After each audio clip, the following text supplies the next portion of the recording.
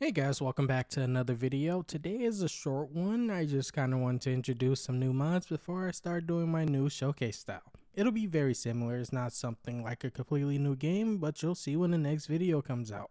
So if you guys end up enjoying this video, I'll do a mix of new mods and a new style.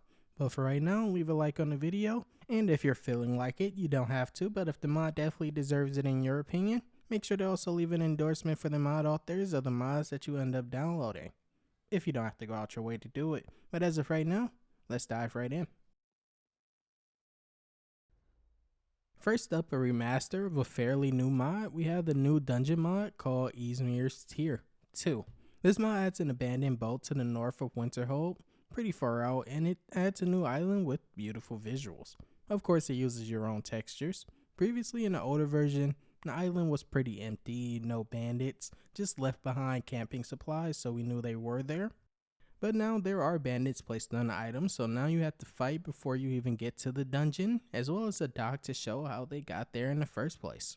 More immersive clutter was also added along with the bandits, just to give them something to do rather than just standing in one place the entire time. But honestly, the exterior changes aren't the most impressive part about this overhaul, because there was of course a dungeon with the original mod, but now it has been massively overhauled. So on top of this brand new island added to your game, there's a massive dungeon for you to explore that already comes with its own patches, such as if you use Lux like the rest of us.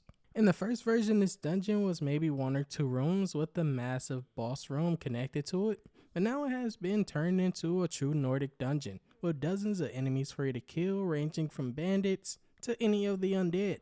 Fortunately, there's no dragon priest though, if we can consider those undead. I made those too strong in my mod list, have to patch those. But skeletons and draugrs are going to be here. While recording this, I was honestly surprised by how this dungeon just kept going. It's not hours long, but it's definitely enough to keep you entertained for a while. And to escape this dungeon once you fall down through the pit, where the undead are, you do have to actually complete the dungeon, unless you cheat. And whether you consider this good or bad, you won't see any draugrs or bandits fighting, so that just means you'll be the odd one out. You'll have to kill everything yourself once you enter the dungeon, so good luck to anyone who decides to randomly come here early. Up now is a mod overhauling Stonehills village, kind of forgotten about honestly, but this mod is called Stonehills ReRe-imagined. And unlike the original version, this one comes out the box with tons of patches for mods already in your load order, like Cutting Room Floor, which I'm currently using in this showcase. This mod takes Stonehills from being just another normal village in Skyrim that's just like Falkreath for whatever reason, and gives it a unique look that signifies it being a mining town. And most of the interiors have been turned into Nordic huts that don't have any doors or any loading screens. You can just simply walk into them at any time, just like any other NPC. So that does mean, unfortunately, that they are going to be easier to kill by random wolves, but it's the thought that counts. But there is one building that has an interior, and that is Sorley's house. It's nothing like a normal farmhouse, as you can tell by the exterior, but the interior is what made the difference. It is lightly decorated, but I think the Lux patch is what sold me on this, because the lighting alone inside this interior makes it 10 times better. Because aside from the horse stalls and the regular NPC stalls, this is the one that truly feels like a home. And I'm so glad it didn't turn this place into a mansion like some overhauls decide to do, and it didn't destroy my FPS. But then again, I don't mind playing on 30 FPS if need be. But that may also partly be because I don't actually play Skyrim right now. I'm still working on the mod list like all of you watching this video. I end up finding new mods like this and just add it to my list, and now I have to rerun Dying Dulod.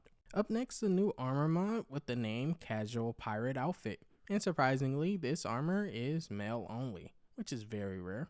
This outfit comes with 2K textures, and for himbo for the people that use that, it is provided by someone else. I'd link it down in the description, but I'm afraid someone is tagging it not safe for work.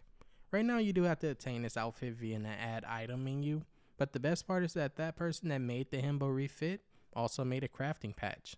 Skyrim modders kind of think of everything at this point. Only thing not provided by someone else yet is an SMP patch, but I assume someone will make that happen soon.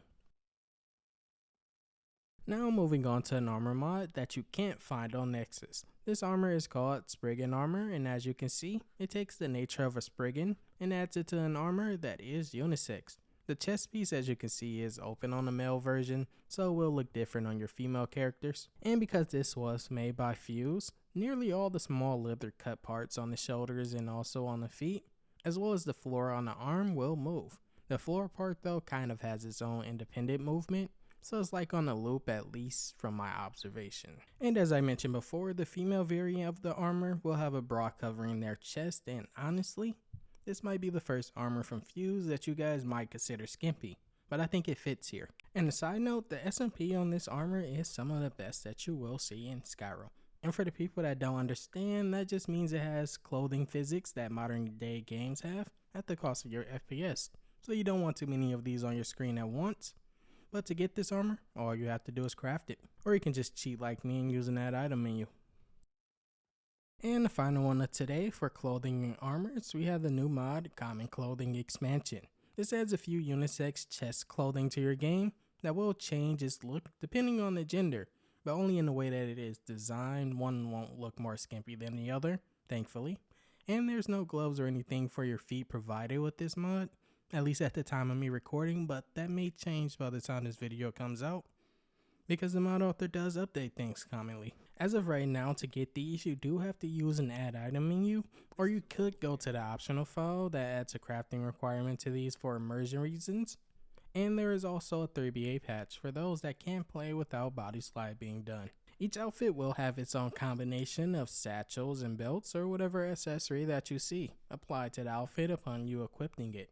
So you can't mix and match those, unfortunately, but everything else is up to you to choose. And for those wondering about my characters, just Google Geralt or Yennefer. You'll find it on Nexus as playable races. And now for the environmental side of things. We have the new mod, Witcher Hedges in Whiterun. This takes advantage of a modern resource of hedges from Witcher and places them around Whiterun's Gilded Green. I figured I should showcase this for those that go for an overgrown kind of Whiterun, like I usually do in other lists, not my main one, that's why it's not here right now. And I'm not sure how many polys these bushes have, but it might be pretty high, considering how great they look up close. So mileage may vary here. And finally, we have a mod adding a completely new plant to Skyrim. This mod is called Apple Trees of Skyrim. This new tree by Blubbos adds apple trees to certain farms around Skyrim.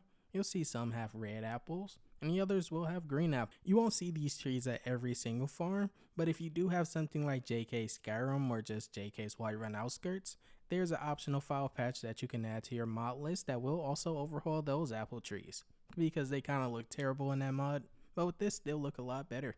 And every one of these trees added can be harvested, and if you do choose to harvest it, the tree will have a new look, which is not having apples.